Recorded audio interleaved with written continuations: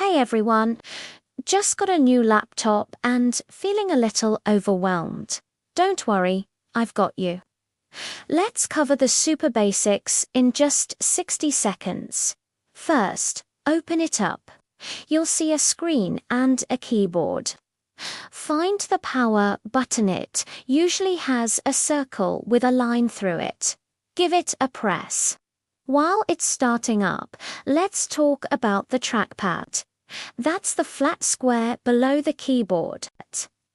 You can move your finger on it to move the cursor on the screen.